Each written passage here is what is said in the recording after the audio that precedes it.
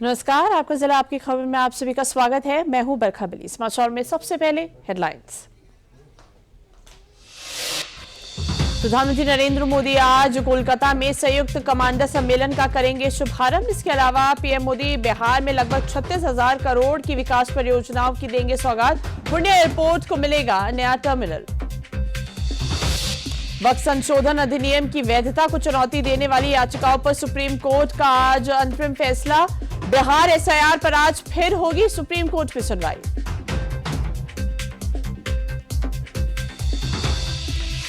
झारखंड में सुरक्षा बलों को मिली बड़ी सफलता। हजारीबाग जिले में 1 करोड़ का इनामी नक्सली सहदेव सोरेन मुठभेड़ में हुआ ढेर। मुठभेड़ में मारे गए 2 और बड़े नक्सली कमांडर। जौनपुर में अयोध्या से वाराणसी जा रही श्रद्धालुओं से भरी बस ट्रेलर को ओवरटेक करते समय क्रॉसिंग के पास टकराई।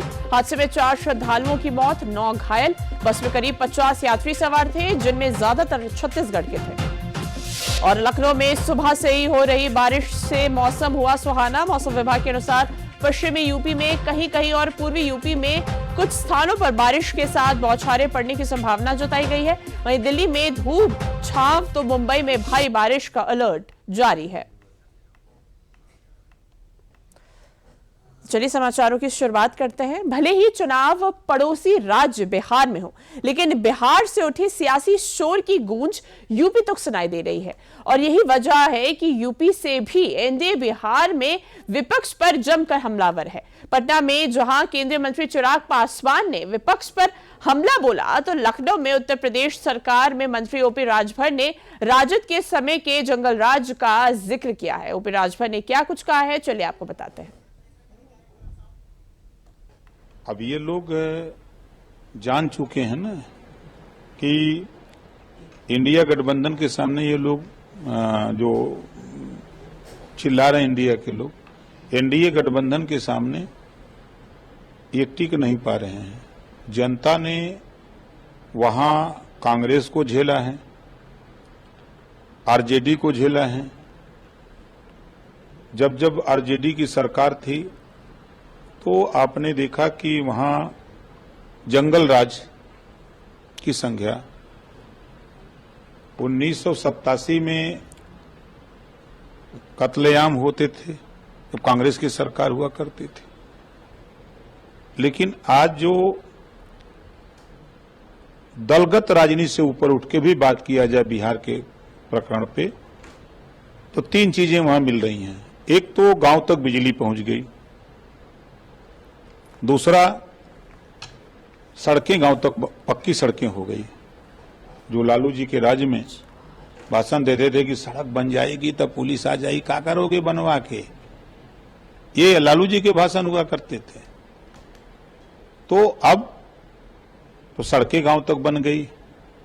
तीसरी चीज जो जंगल राज था, आज बेहिचक उस जंगल राज को हटा करके मंगल राज कायम किया गया। आज हर आदमी खुशी से अपना मकान बना रहा है, अपना कारोबार कर रहा है। जंगल राज में था कि अगर आपने मकान की नींव खोद दी तो माफिया गुंडा पहुंच जाते थे कि कुछ माल इधर नहीं तो फिर मकान अंदर नहीं बनने देते थे। जान से अगर वो नहीं उनकी बात मानता था तो फिर गोली का शिकार होता था। ये था लालू जी का राज, कांग्रेस का राज। तो इस नाते जो इंडी गठबंधन के लोग हैं वो बेचारे परेशान हैं। जौनपुर से बेहद दुखद खबर सामने आ रही है। जौनपुर में आज अयोध्या से श्रद्धालुओं को वाराणसी लेकर जा रही टूरिस्ट बस और ट्रेलर में टक्कर हो गई, जिसमें करीब 4 श्रद्धालुओं की मौत हो गई है, जबकि 9 श्रद्धालु घायल हो गए हैं। आप तस्वीरों में देख सकते हैं कि कितना भयानक हादसा हुआ है। स्लीपर बस इस एक्सीडेंट से बिल्कुल तबाह हो गई है। बस का आगे का और साइड का हिस्सा पूरी तरह से बर्बाद हो गया है। आप तस्वीरों में देख सकते हैं कि जो ये टक्कर हुई है ये कितनी भयानक हुई है। इस हादसे में तकरीबन 4 लोगों ने अपनी जान गंवा दी है और करीबन 9 लोग घायल हुए हैं। तो देखिए ये हादसा जौनपुर में हुआ है। अयोध्या से दर्शन कर श्रद्धालु वाराणसी जा रहे थे। इस बीच जो ये ट्रैवलर बस है उसकी ट्रेलर से टक्कर हो गई। टक्कर इतनी भयानक थी कि आगे का हिस्सा और साइड का हिस्सा जो बस का था, जो ट्रैवलर बस का था, वो पूरी तरह से क्षतिग्रस्त हो गया है। इस हादसे में 4 लोगों ने अपनी जान गंवा दी है और 9 लोग जख्मी हुए हैं, जिनका इलाज अस्पताल में चल रहा है। दरअसल यह हादसा ओवरटेक करने की कोशिश के दौरान हुआ है। इस एक्सीडेंट को लेकर अभी तक जो जानकारी सामने आई है, चलिए वो भी हम आपको बताते हैं। तो देखिए, पूरा मामला ओवरटेकिंग की कोशिश करने का है। सिंहपुर रेलवे क्रॉसिंग के पास ये जो पूरा एक्सीडेंट है ये हुआ है। ओवरटेकिंग की कोशिश में स्लीपर और ट्रेलर के बीच में टक्कर हो गई, जिसके बाद इतना बड़ा जो ये हादसा है वो हो गया है। ओवरटेकिंग का ये पूरा मामला है। स्लीपर बस और ट्रेलर के बीच में भयंकर टक्कर हुई। अयोध्या से दर्शन कर श्रद्धालु वापस वाराणसी जा रहे थे। तो देखिए, जौनपुर में हादसा हुआ है, जहां पर जो श्रद्धालु हैं वो अयोध्या से दर्शन कर वाराणसी वापसी कर रहे थे। छत्तीसगढ़ से भी करीब 50 से ज्यादा श्रद्धालु स्लीपर बस में थे। तो देखिए, जो श्रद्धालु थे वो छत्तीसगढ़ से थे, वाराणसी से थे, अयोध्या से थे। हादसे में 4 लोगों ने अपनी जान गंवा दी है और 9 लोग गंभीर रूप से घायल हुए। आपने देखा ही था कि कितनी भयानक टक्कर हुई है। जो स्लीपर बस है उसका आगे और साइड का हिस्सा पूरी तरह से खराब हो गया था। सभी घायलों को उपचार के लिए जिला अस्पताल में भर्ती कराया गया है। तो देखिए, पूरा मामला ओवरटेकिंग की वजह से हुआ है, जहां पर 4 मासूम लोगों ने अपनी जान गंवा दी। पूरे मामले में पुलिस ने बड़ी तेजी दिखाई और घटनास्थल पर तुरंत पहुंचकर घायलों को जिला अस्पताल पहुंचाया।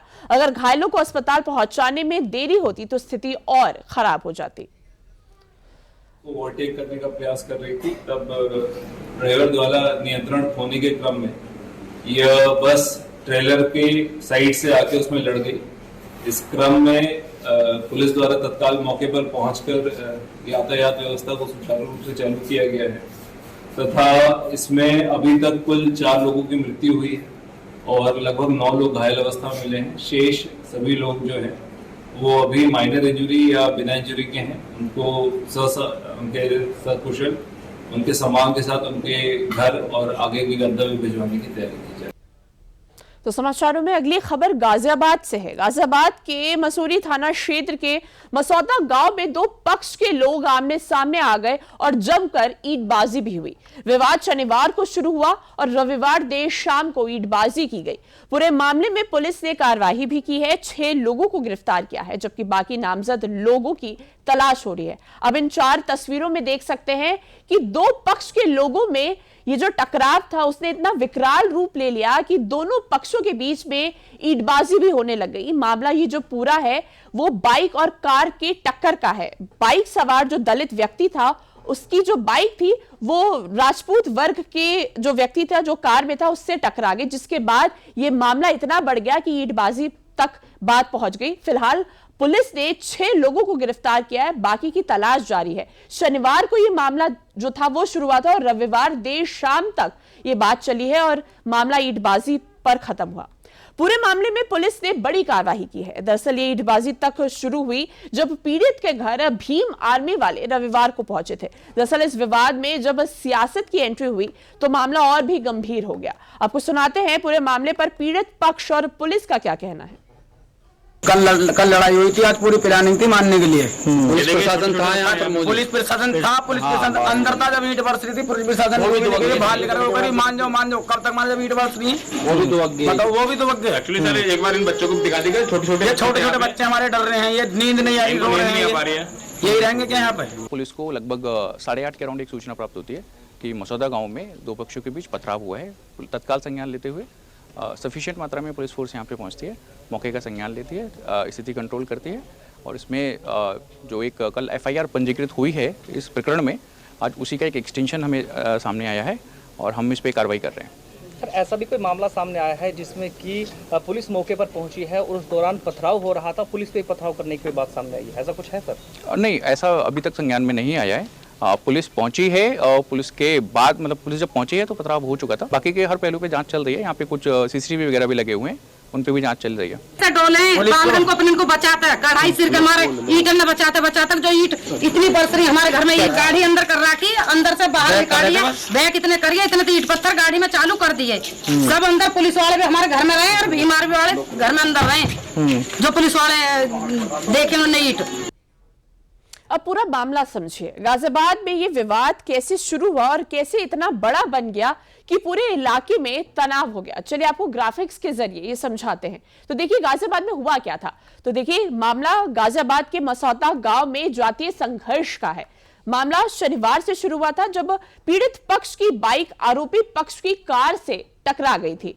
तो देखिए दो कार और बाइक के बीच में ये टक्कर हुई थी, जिसकी वजह से पूरा जो विवाद है वो शुरू हुआ था। आरोपी पक्ष ने बाइक टकराने के बाद पीड़ित के साथ मारपीट की थी। तो देखिए टक्कर हो गई, जिसके बाद से जो आरोपी है उसने पीड़ित पक्ष के साथ मारपीट शुरू कर दी। पीड़ित अपनी मां को लेकर आरोपी पक्ष के घर शिकायत के लिए पहुंचा तो और उस पीड़ित और उसकी मां के साथ मारपीट शुरू हो गई। आरोप यह है कि पीड़ित और उसकी मां के साथ आरोपियों ने अपने घर पर भी मारपीट की है। तो देखिए घर पर भी जब आरोपी जो पीड़ित है वो शिकायत लेके पहुंचा तो आरोपी के परिवार ने भी दोनों के साथ मारपीट की। रविवार को भीम आर्मी के नेता पीड़ित पक्ष के घर पहुंचे, तभी दूसरे पक्ष ने ईंटों से हमला शुरू कर दिया। पुलिस ने पूरे मामले के लिए 8 लोगों के खिलाफ SC/ST एक्ट के तहत केस दर्ज किया है। लखनऊ के डीजीपी राजीव कृष्ण ने क्राइम सीन मैनेजमेंट और फॉरेंसिक साक्ष्य जुटाने के लिए मानक संचालक प्रक्रिया यानी कि SOP जारी किया है, जिसमें खासकर हत्या, बलात्कार, पॉस्को आदि अपराध में क्राइम सीन को तत्काल सुरक्षित कर फॉरेंसिक साक्ष्य जुटाने के दिशा निर्देश दिए गए हैं। भारतीय नागरिक सुरक्षा संहिता की धारा 176(3) के क्रियान्वयन के लिए तकनीकी सेवा शाखा के निर्देशन में राजधानी स्थित विधि विज्ञान प्रयोगशाला ने इसे तैयार किया है। बता दें कि SOP में पुलिस अधिकारियों की जिम्मेदारियां भी तय की गई हैं। डीजीपी ने इसका सख्ती से पालन करने और इसमें लापरवाही बरतने वालों पर सख्त कार्रवाई करने के निर्देश दिए हैं। तो देखिए यूपी में नई SOP जारी की गई है। लखनऊ में डीजीपी राजीव कृष्ण ने ये जो SOP है वो जारी करी है। क्राइम सीन फॉरेंसिक सबूत जुटाने के लिए ये SOP जो है वो यूपी पुलिस द्वारा जारी की गई है। क्राइम सीन तत्काल सुरक्षित करने के निर्देश दिए गए हैं। तो ये मामला क्राइम सीन से जुड़ा हुआ है कि जब भी कोई क्राइम हो, फिर चाहे वो मर्डर हो या बलात्कार हो, सबसे पहले फॉरेंसिक साक्ष्य को जुटाना होगा। क्राइम सीन तत्काल सुरक्षित करने के दिशा निर्देश दिए गए हैं। तो क्राइम सीन में जो भी साक्ष्य मिले, फॉरेंसिक साक्ष्य मिले, उसको सबसे पहले सुरक्षित रखें। राजधानी लखनऊ की विधि विज्ञान प्रयोगशाला ने यह SOP बनाई है, जिसमें सबसे पहले क्राइम सीन से जो फॉरेंसिक साक्ष्य है उसको एक तरफ सुरक्षित रखा जाए। पुलिस अधिकारियों की जिम्मेदारी तय की गई है। अगर उनकी तरफ से कोई लापरवाही की जाएगी तो सख्त से सख्त जो कानून है जो अपनाया जाएगा। लापरवाही करने वाले पर सख्ती से कार्रवाई भी की जाएगी। तो देखिए सबसे जरूरी है क्राइम सीन में जो भी फॉरेंसिक साक्ष्य मिले हैं उसको सुरक्षित रखना। सबूत इकट्ठा करने के लिए वीडियोग्राफी भी की जाएगी। तो देखिए जिस तरह से सबूतों को सुरक्षित रखा जाएगा उसकी पूरी वीडियोग्राफी भी की जाएगी। घटनास्थल पर केवल एक एंट्री और एग्जिट पॉइंट होगा, जिससे जो फॉरेंसिक साक्ष्य है वो टेम्पर्ड ना हो। कहीं ना कहीं जब ज्यादा लोग आते हैं तो जो साक्ष्य होते हैं वो खराब होने के चांसेस होते हैं। मीडिया, रिश्तेदार, स्थानीय लोगों को घटनास्थल से दूर रखा जाएगा। तो देखिए जब तक फॉरेंसिक साक्ष्य पूरी तरह से इकट्ठा नहीं हो जाते तब तक परिवार जनों को आने की इजाजत नहीं दी जाएगी। पुलिस अधिकारियों की जिम्मेदारियां भी तय की गई है। कोई भी वस्तु बिना छुए निरीक्षण किया जाएगा, किसी भी वस्तु को छुआ नहीं जाएगा। तो ये कुछ SOP है जो जारी किए गए हैं क्राइम सीन से जुड़े हुए। केंद्रीय मंत्री BL वर्मा रविवार को बरेली में थे। बरेली में पहले केंद्रीय मंत्री ने मेधावी छात्र सम्मान समारोह में छात्रों को सम्मानित किया और फिर सपा और कांग्रेस पर बरस पड़े। केंद्रीय मंत्री BL वर्मा ने सपा मुखिया अखिलेश यादव को नसीहत दी है कि अखिलेश को अगले 20 सालों तक सत्ता में आने का सपना छोड़ देना चाहिए। केंद्रीय मंत्री BL वर्मा ने स्वामी प्रसाद मौर्य के संविधान सम्मान यात्रा पर भी करारा पलटवार किया है। यादव क्या कह रहे हैं और कौन सा PDA फार्मूला उनको पता नहीं है। हम तो 2017 से लगातार देख रहे हैं। हम कह सकते हैं कि उत्तर प्रदेश की जनता हो पूरी तरह से भारतीय जनता पार्टी के साथ है और PDA का मतलब इनका क्या होता है, इनका PDA में यादव समाज में नहीं आता है। अगर मैं लोकसभा की बात करूं चुनाव में तो 5 उनके समाज के लोग सांसद बने हैं, वो भी परिवार के बने हैं। तो परिवार डेवलपमेंट अथॉरिटी के रूप में PDA बनाया है तो अलग विषय है, लेकिन बाकी इनको किसी से कोई मतलब नहीं है। ये केवल मैं, मेरा भाई, मेरे बीवी, मेरा परिवार, इसके अलावा आगे बढ़ ही नहीं पाते। माननीय मोदी जी को कहते हैं कि वोट चोरी वोट चोरी। अरे मैं कहना चाहता हूँ संविधान का अपमान, डॉक्टर भीमराव अंबेडकर जी का अपमान, और जिस तरह से पहले ही अंतिम जिसमें चुनाव इनका हुआ था प्रधानमंत्री का, और जिसमें 1 वोट मिलता है जवाहरलाल नेहरू को, 14 वोट मिलते हैं सरदार वल्लभ भाई पटेल को, तो बताइए 1 वोट वाला प्रधानमंत्री बनता है। वोट चोरी का यहाँ से स्टार्ट किया। और जिस समय हाई कोर्ट के जजमेंट में इनको 1975 में जब आया और इंदिरा गांधी को पद से जाना था, उसे आपातकाल लगा देते हैं। वोट की चोरी तो वहां से की। तब मैं कहूँगा इन्हें संविधान का बिल्कुल ही सम्मान नहीं है। और संविधान के प्रति जरा भी सम्मान होता तो डॉक्टर भीमराव अंबेडकर को इतने लंबे समय तक भारत रत्न तक देने का काम नहीं किया कांग्रेस ने। केवल तब मिला है जब भाजपा के सहयोग से सरकार बनी है, तब डॉक्टर साहब का सम्मान हुआ है। समाचारों में आगे बढ़ने से पहले लेते हैं एक विराम।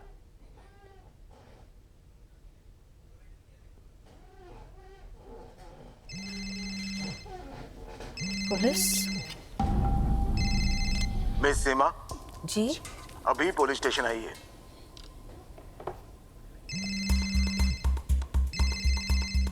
रुकिए वरना घर आ जाएंगे आप। क्यों? लेकिन मैं अकेले दूसरे कमरे में जाइए।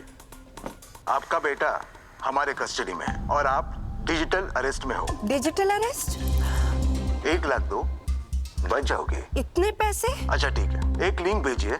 अभी प्रोसेसिंग के लिए 30,000 दो, वरना बेटा जेल जाएगा। जेल तो तुम जाओगे। तुम्हारा चेहरा रिकॉर्ड हो चुका है। अरे डिजिटल अरेस्ट जैसा कुछ नहीं होता, ये सब फ्रॉड है। इसीलिए पैनिक ना करें। पुलिस, बैंक, आरबीआई इत्यादि के नाम पर आने वाले साइबर अपराधियों के फोन या वीडियो कॉल से सावधान रहें। उन्हें पैसे ना भेजें और तुरंत पुलिस में रिपोर्ट करें। हेलो मम्मा। आरबीआई कहता है जानकार बनिए, सतर्क रहिए। समाचारों में आगे बढ़ते हैं। ठीक 1 साल बाद एक बार फिर यूपी का बहराइच जंगली जानवरों के आतंक से सहम-सा गया है। बहराइच में एक बार फिर आदमखोर भेड़िया सक्रिय हो गया है। महज बीते 48 घंटों में भेड़िए ने 2 मासूमों की जान ले ली है। एक बुजुर्ग महिला को घायल भी किया है। भेड़िए के आतंक की वजह से कई गांव के लोग रात भर जाग कर पहरा दे रहे हैं। तो देखिए, करीबन 1 साल बाद फिर से बहराइच में भेड़िए का आतंक देखने को मिल रहा है, जहां पर लोगों की नींद इस भेड़िए ने खराब कर दी है। 3 माह की बच्ची के साथ भेड़िए ने उसको उठा लिया था, वहीं एक बुजुर्ग आदमी के साथ उसको भी घायल किया। तो देखिए, एक बार फिर से बहराइच में भेड़ियों का आतंक देखने को मिल रहा है। 1 साल पहले की बात थी जब पूरा जो बहराइच है वो भेड़िए के आतंक से सहमा था। तो देखिए, बहराइच में एक बार फिर से आदमखोर भेड़िया सक्रिय हो गए हैं। भेड़िया मां की गोद से 3 माह की बच्ची संध्या को उठा ले गया था। तो देखिए किस तरह से भेड़िए का आतंक देखने को मिल रहा है बहराइच में। सुबह बच्ची के शरीर के अवशेष और कपड़े मिले थे। 2 दिन पहले एक 6 साल की बच्ची को भेड़िया घर से उठा ले गया था। वन विभाग ने भेड़िए को पकड़ने के लिए कई टीमें भी लगाई हैं। तो देखिए, बहराइच में भेड़िए का आतंक फिर से देखने को मिल गया है। 3 साल की बच्ची को भी उठा ले गया था, फिर एक 6 साल की बच्ची को भी भेड़िया उठा लेगा। तो देखिए, कहीं ना कहीं जो आतंक था भेड़िए का वो फिर से वापस लौट आया। वन विभाग ने भेड़िए को पकड़ने के लिए कई टीमें लगाई हैं। अब देखना ये होगा कि कितने जल्दी इस पर काबू पाया जा सकता है और भेड़िए को नियंत्रण में लाया जाएगा। वन अधिकारी डॉक्टर राम सिंह यादव ने बताया कि प्रभावित क्षेत्रों में वन विभाग व पुलिस की टीमें तथा ड्रोन कैमरे से गश्त कर रही हैं। साथ ही ग्रामीणों को जागरूक किया जा रहा है जिससे कोई अब मौत ना हो। साथ ही पग चिन्हों की जांच कर वन्य जीव की पहचान भी की जा सके। छोटी बच्ची 3 माह की बच्ची को उठाकर ले जाया गया, बाद में उसके अवशेष प्राप्त हुए हैं। टीमें लगातार वहां पर गश्त कर रही हैं और ग्रामीणों के द्वारा वहां ये भी बताया गया है कि वो तेंदुए भी देखे गए हैं और स्थानीय लोग भेड़िए का भी जो है जिक्र कर रहे हैं। वन्य जीव उनको विभाग जो है उनको चिन्हित करने और उनकी पहचान करने, रेस्क्यू करने का प्रयास कर रहा है। जल्दी ही जो है उसको जो है चारों तरफ पेट्रोलिंग की जा रही है। जल्दी ही वन्य जीव को रेस्क्यू करके जो है सुरक्षित जो है अन्य स्थान पर छोड़ा जाएगा। 11 टीमें कुल 66 लोगों की है और उसमें जो है पुलिस और प्रशासन की अलग टीमें वहाँ पर हैं। ड्रोन कैमरे से भी निगरानी की जा रही है। CCTV कैमरे और कैमरा ट्रैप भी लगाए गए हैं और जो चिन्हित स्थल जो जहाँ पर ग्रामीण उनको देख रहे हैं उनको जो है मैप करके उनके रूट मैप भी तैयार किए जा रहे हैं जिससे पहचान की जा सके कि इनका मूवमेंट किस तरफ का है। समाचार में आगे बढ़ने से पहले लेते हैं विराम।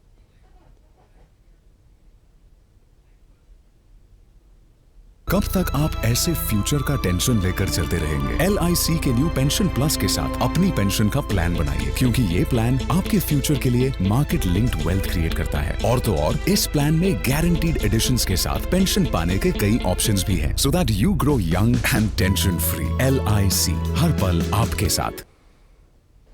तो समाचार में आगे बढ़ते हैं। योगी सरकार ने आगरा के एतमादपुर विधानसभा क्षेत्र के लोगों को एक खास सौगात दी है।